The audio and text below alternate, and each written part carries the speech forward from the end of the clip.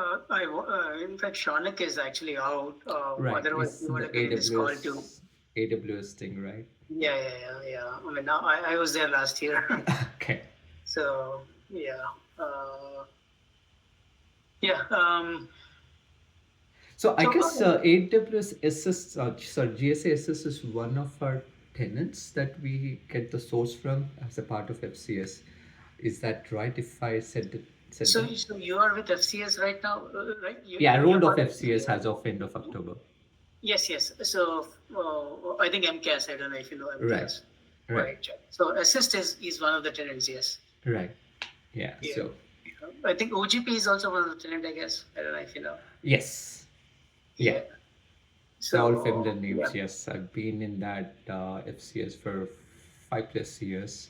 Hmm. So probably if I name some of our co-workers, probably you will may end up recognizing them too. Rama Yeah. Pavluru is the POC from the federal side. Yeah. You know Sergi by any chance? Sergi Suresh Rajagopalan. Suresh Rajagopal, and yes, yeah, it's Yeah. part of the Yeah. platform team that we interact. Yeah, Yeah. We are interacting with him on a couple of things actually. probably Yang He. Yeah, Yankee too. Yeah. She Yeah. was Oh, she's so you are FCSD I, mainly? yeah. I'm into FCS, Suresh's platform team, products team. I'm in the pro services team. So they Oh, manage the infrastructure of the data yes. engineering team, and we actually perform the data engineering pipelines and the data Yeah. solutions. Yeah. So you must be working with Edelbert, I guess. Yes. Okay. Eddie. Yeah, I know. I know him pretty well. Yeah. Yeah, he will know definitely from Carson side. He is there through the So, Carson time. so that means you must have been working on Databricks of Yes, so recent that's quite a where while. we transition. The first phase is completed, Mm-hmm. coming out of AWS environment backed by the PDA wrapper. PDA wrapper is the one I think introduced by Sean, in, if I'm The not wrong. Pentaho? Pentaho, yeah. Yeah. So that was just a wrapper thing, Yeah. and Yeah. AWS, the ETL pipelines are built on AWS Mm-hmm. infrastructure. Python is the main thing. It Yeah. it went on from modernizing, or the transition went for like 5 years, and after the 5.5 years, they decided now to move to Databricks. Mm-hmm. So all it's completely moved into Databricks as phase one. So all the net new things would be developed in Databricks. Databricks. So you guys have already built the pipeline and everything is migrated over, right? To All the Databricks? existing code is completely Yes. migrated. So all the net Yeah. new projects will be Mm-hmm. completely built will be built Oh, in Databricks. oh. So So you were heavily involved in that yes. part of the process. Mhm. That's good. Yeah. So was it done like as a CI/CD process, or like if you have to do any new pipelines in Databricks, how do you do it? How do you guys would do it? Like someone has So, to. so this is where our ETL pipelines were there in the AWS, right? So everything was Python-based scripting. Everything was Mhm. in GitHub. Oh, So, okay. so Okay. that's where we would able to integrate GitHub into Databricks and pull the code and refactor the Python script so that it can Hmm. fit into compatible to the So Databricks side. okay, yeah. Does it have to be Python script, or there are No, SQL scripts as well? at the phase one we want to do the minimal stuff. The Okay. next phase would be, yes, integrating the delta tables and SQL and all those things, but the phase one is planned in a way that the minimum work is done or rework is done, and we can move Mhm. as much as we can in phase one because it was tight schedule and everything. Yeah. So I think if you come on board here, so are you going to take up all the Databricks work? Would Would you be love to. happy to do that? I would happy to do that. Yeah. I mean, That's it's good. part of anything, right? So either we do Databricks or AWS site, it's still Yeah. the same. I mean, right? This is all we are all on AWS anyways. All right. So yeah. Good. Yeah. I think that gels pretty well. Mhm. Yeah. So you want to know a little bit more about this SS project, or Yeah, we or can talk not? about it. What's the data like? Because every time we go from, I mean, GSA data, right? It's a procurement data, but what the Yeah. data? Yeah. So if Yes. I've been interviewing with other requirements and everything, and every other program is having a different set of data, and the data brings different challenges, and Yeah, different scenarios too to implement what the services they need and everything. So yeah, you can tell me about what the data looks like, and probably we yeah. can discuss I more. think assist, and probably you know most of it probably already. I think given where you're coming from, yeah. So this assist, yeah, it's all procurement data anyways. Right. And then from the SS side, it's a Postgres database, and I think an FCS side itself, Mm-hmm. there are ETL pipeline, DMS jobs, I guess, right? Right. That's where you guys are pulling the OGP, data from. yes. One of our Yes. coworker was doing it from like in yeah, it's they were doing the DMS tool to migrate it. Yeah. So I mean, so now this team, right? So this assist, it's a pretty big team. There are 100 plus people. Uh-huh. So there's a big group that works on the UI side of things, which is in Java. And there are like multiple applications that go around assist. Uh-huh. But when it comes to data, what they had was just a Postgres database. They didn't have anything more than that. Right. So if users wanted data, they would have a database access. They log in and query data and things like that. There's nothing there. So we built a pipeline for assist here. Mm-hmm. When I say I'll take it back. Instead of saying pipeline, we built a data platform here. Okay. We leveraging different tools. So we have an internal pipeline using Airflow, Apache Okay. Airflow. And we have also established an open source tool which is called ODD, Open Data Discovery, which for the data cataloging of all the SS data. Okay. So that's one of the things, and we are in the process of building this data sharing and data synchronization, leveraging Kafka, managed Kafka, Mm-hmm. and Is that similar to the delta sharing which is offered in Databricks? similar. The thing is now Assist is in the modernization phase actually. Okay. So the thing is they have a huge system built in Java, Mm-hmm. which is sort of tightly coupled, not completely, but the thing is now there's a big team that's working on modernizing those Okay. into individual microservices. But in doing so, right, when you have two different systems working, then the data has to be synchronized. Mm-hmm. Like when they sort of uh, pull out a module and build it as its own microservice. Mm-hmm. There is some element of data that is still needed by other modules that are still part of monolith and things like that. Mm-hmm. So to synchronize the data, we are leveraging this Kafka and Debezium. I don't know if you have heard about it, basically. So I mean, there's a whole process to it, like CDC process. We pull data and sort of move it across both the systems. But that's all in the development phase right now. In fact, we are in the beginning phase of that. Yeah, that's I'm just covering the whole data platform. Mm-hmm. So we have a data pipeline Airflow, the data sharing, which is basically the PubSub model using Kafka. Mm-hmm. And then now we have onboarded onto Databricks as well. So we just started like a couple of months ago. So getting there. Right now the team is building pipelines manually there. Okay. But I think this pipeline is something we want to start building for Databricks too, which we don't have at this point. So Okay. that's one of the core works. So it was in Kafka, now getting into Databricks.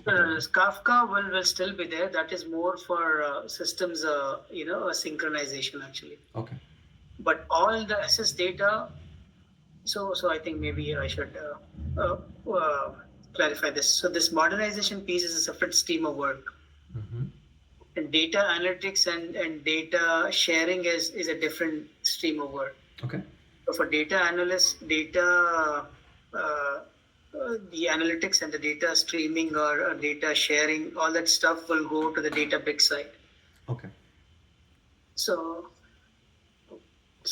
that's sort of our whole data platform, and also we have Python-based Jupyter Notebook as a service as well. Mm-hmm. So we have our developers, do some Python-related, quick and dirty stuff using that service too.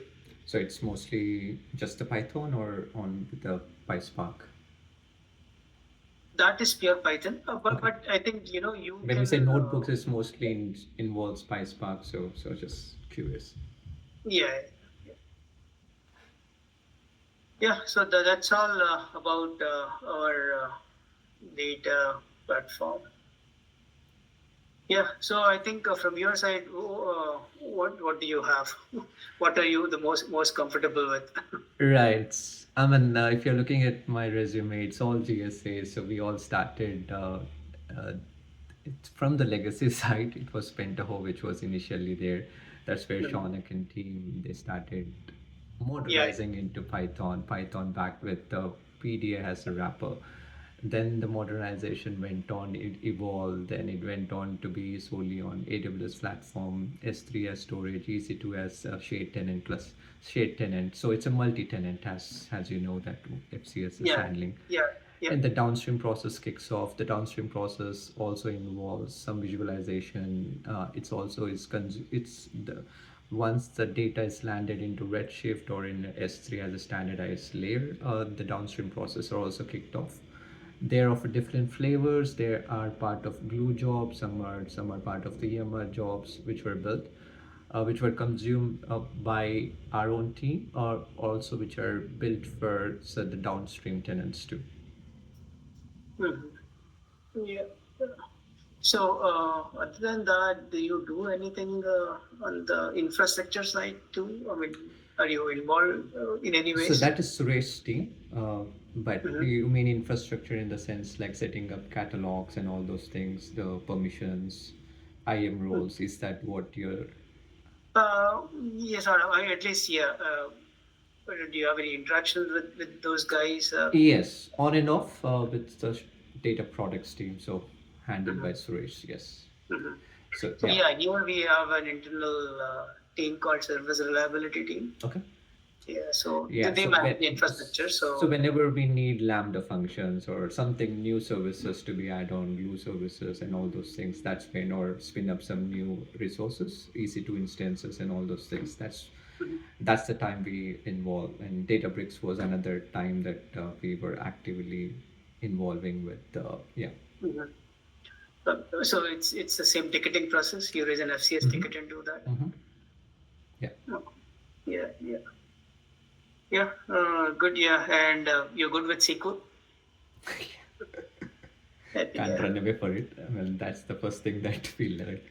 Yeah, yeah, I yeah. mean, SQL can go leaps and bounces from basic Mhm. SQLs to intermediate to advanced. Advanced, I would consider at the level of the window specifications, the window functions. I would say Mhm. that would be the one. If it's like intermediate, I would say with clauses and everything. So that Mhm. would be, uh, So you're comfortable with all of yeah. that, with cloud window functions and everything. Hmm. Yeah, that's good. Yeah, I think. Yep. Yeah, good. Yeah. So occasionally, I think at least I have been supporting this. The system is pretty old, Right. and I think as data grew, they are running into performance issues. So there were some sequels which at Right. least I was able to look at it and tune it. Right. So that's also something we might get here Yeah. and there, So we were once in a while. I think we were handling this project for Rama's team or like a BI Fusion or case. I'm not sure Mhm. if you remember, if you're familiar with that. Mhm. So initially that was on Sybase, then moved to Redshift. Both are columnar to columnar, but there were huge updates and everything, which was completely, the ETL was completely written in the SQL, Mhm. and but it when it was getting transitioned from Sybase to Redshift, and we need a Yes, lot of with clauses and all those things to yes, carry yes. forward from the staging tables with other joins with the dimension tables and everything, bringing up other enterprise data, building up the cube. Mhm. Yeah, and that was one effort where we had a lots of. It's still there in the same Yeah. same pattern. Mhm. Mhm. Yeah. Mhm. Yeah. So one more thing I forgot to mention. So we also build API services as Hmm. part of data platform. Okay. Are you like in any way involved in writing APIs or leveraging I mean, APIs? I know there is a Flask which is used for writing API. I haven't yet used, mostly consuming API data. Mhm. when I build APIs or consuming data, I think there is one thing which I can remember is address cleansing packages. This is offered by USPS Web Services. USPS, as you know, so there the data comes with addresses and everything when we have to cleanse it or like verify it. So that process uses USPS Web Services wrapped up in a Python script and everything. We pass each and individual like address columns, address values, and it defines or clarifies or validates and spits out the accurate address or like formats the accurate address. So that is simple, but yeah, very utility friendly API service. Yeah. Yeah. Okay. Yeah. Yeah. I mean, so yeah, here as part of data platform, we host an API service Yeah. for assist to consume or assist to leverage those APIs for data processing and data requests basically. Right. We use Fast API. I don't know if you've heard about it. Yeah. So for Fast API is one of the Python libraries actually, which you can leverage to build quick and quick APIs. Right. Did you say Flask? Sorry. Did you say Yeah. Flask? Fast. Fast. Okay. Yeah. I think that's where most of the people are going to for APIs now. Okay. Yeah. That's good. Yeah. So Databricks, you're good, right? I think I would say if probably you become part of the team, I think at least the Databricks section or that side of things probably you can. Right. Yeah, because we are in the beginning phase for that, Right.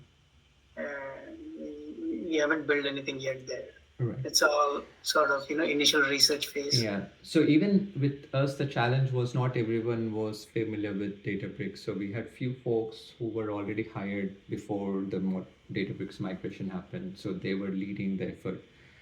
So they were the one who was guiding the team. So they were taking the more responsibility, and we got familiarized as with the process, right? The building asset bundles and Unity catalogs and everything. So that helped. Yeah. Yeah, yeah. So now here we are sort of bringing all of our Postgres data into the Databricks bronze layer.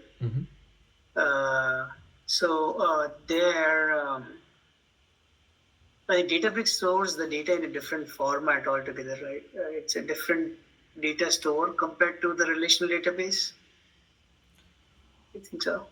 No, it's how the Unity catalog is set. We had the setup what we had was it's all on S3, so we did not have that complications, and yeah, I don't think it is anything different when we established the connection. So S3 was the external database and external data storage that we mapped to, and we were able to pull the data there from S3. And you pull the data from. Okay. Yes, go ahead. Okay. So you pull the data from S3, not from any relational database. They were, but it was directly Databricks was directly communicating or integrating with those endpoints like Postgres or other Oracle systems. So yeah, so it was directly connecting through the Databricks environment. Okay. Okay. Nice. So, and the process was what, to move from yeah, so we have the Medallion architecture. The bronze layer was there. In the phase one, there is no gold layer. It was bronze and silver. That's how we named it, or it was previously named as. So we used to have raw and standardized. Standardized is the final endpoint layer where the data science team or other teams also can consume the data who are not given access to the Redshift in general. So as part of the phase two is to bring bronze. The bronze is already there. The silver is already there. Then moving into the golden layer. That's where the delta light tables, the delta tables come into picture, and probably the Redshift would be deprecated over a period of time. Okay. And do you deal with any documents within Databricks? people call it as unstructured data. Semi-structured, unstructured, yes. There, an atom feed, if you're familiar with one of that huge chunk of data, that's always a semi-structured data. It's comes as an XML format and converts into when it lands into our environment or we bring it or we extract it. It comes as a JSON and it's an evolving kind of a data set. So there's Mhm, an evolving schema challenges over there. mhm, So it was built in initially it was built in Python to mhm. handle that the key value mapping. That's where we used to handle that evolving schema evolution there. About documents like PDF or images, anything like that? Have you dealt with any of that Oh, scenario? no, we didn't. Okay. Yeah, because here in Assist, that's one of the big use cases too, The blob, right? Okay, to sort of have documents also okay. made available within Databricks. So what is the usage? Like you read the documents and kind of do something on top of it, or just Uh, the metadata of the so documents are being carried forward? yeah, so the thing is, first the documents are made available using external volume. I'm not sure if you Mm-hmm. know Databricks, the Yeah, external volume, which is volumes, basically right, pointing to the S3 bucket, right. and then you run some OCR and things like that on that. Okay, Yeah. So that process is also sort of initiated now. okay, I think that requires some Python scripting and things like that okay. to extract the different document contents and Mm-hmm. vectorize it Mm-hmm. so that people can query the data, the Okay, document contents, okay, and rather than somebody like going and manually looking at the document. right. Okay. That's the intent. So that's also one of the things that Yeah, has started that's here. good. Yeah, there would be something new every time. Good, good to have something which you're doing that way. Yeah, yeah. Uh, Good. Otherwise, I think so. Like AWS side, it seems you are pretty familiar with all the other services too. Looks like. Yeah. Mhm. Mhm. Anything particular that you use? Uh, yes, we did pretty much use most of the major services. I wouldn't say all the service at a large scale, but we started because most of the GSA was dealing with batch processing. But on top of batch processing, there are some ETLs which are triggered by file arrivals, right? Like in Databricks, we say file arrival. In AWS, we'll say file trigger on put events on S3. So that's where Lambda services was used. So Lambda services and even notification, event bridges were used to kick off those unscheduled jobs, but on the event triggers. So that was Lambda services. We did a lot of layering in the Lambda services where we had to import different modules, different libraries, complete layers and everything. That was one challenge. And also, I don't remember exactly, but we were also dealing with the Lambda jobs or Lambda functions involving multiple AWS accounts. So that was a challenge. Our files were in one system and it has to write into another system. That wasn't a challenge. So that's where Suresh team or like IAM roles and all those things come into picture. That was a critical phase. Yes, I led that process too. Uh, yeah, and as I said, lightweight ETLs were done downstream, serverless EMR. So that was one thing that is very in parallel with the Databricks serverless. Nice, nice. Yeah. Good. Yeah. I think I don't have any other questions. Do you have anything for me? Uh, Familiar domain. So, just checking curiosity, what is the timeline? Is there any other second round of interview going further? Were there any other Uh, screening would be there? Yeah, I think I'm good, but probably Shana will also want to talk to you. Maybe a short call, Okay, 15 to 30 minutes or so. sure, I also want him to be comfortable talking to you sure, sure. first. Yeah, I definitely know his face, but I would be Yeah, surprised he won't remember me. yeah, Yeah, we no were worries. sitting in the same war room during that time, but it was long Mhm, time. mhm. So, but you are pretty hands-on with Python, right? Yeah. Yeah, as we said, this FCS project is completely built on Python, Mm-hmm. and that's when we're now moving into Databricks. Mm-hmm. So yeah, that's also now transitioning to notebooks. Okay. Okay. Yeah. Yep. Yep.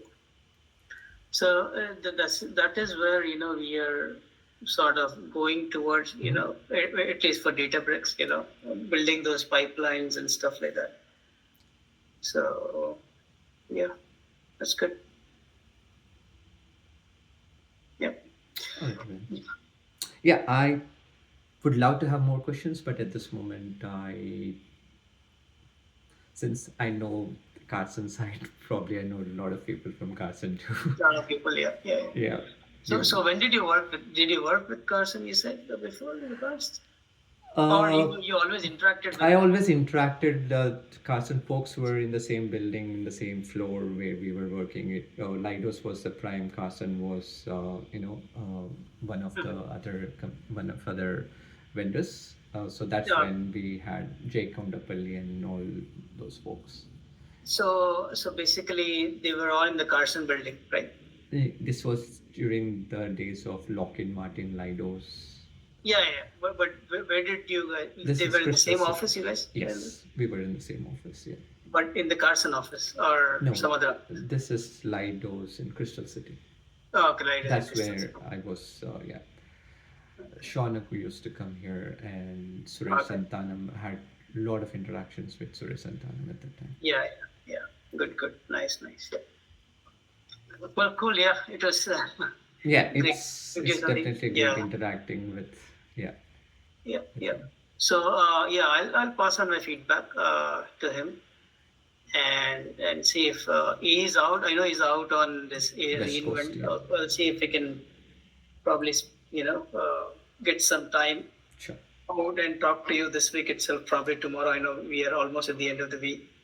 Right. So see if we can talk to him tomorrow and make a decision then. All right. Yeah, looking forward to that. All right. Yeah. All right, Arvind. Thank Yeah. you, Sandeep. Yeah. Have a good day. Thank you. Yeah. Bye. Thank you. Thanks for Okay. having me. Bye. Bye.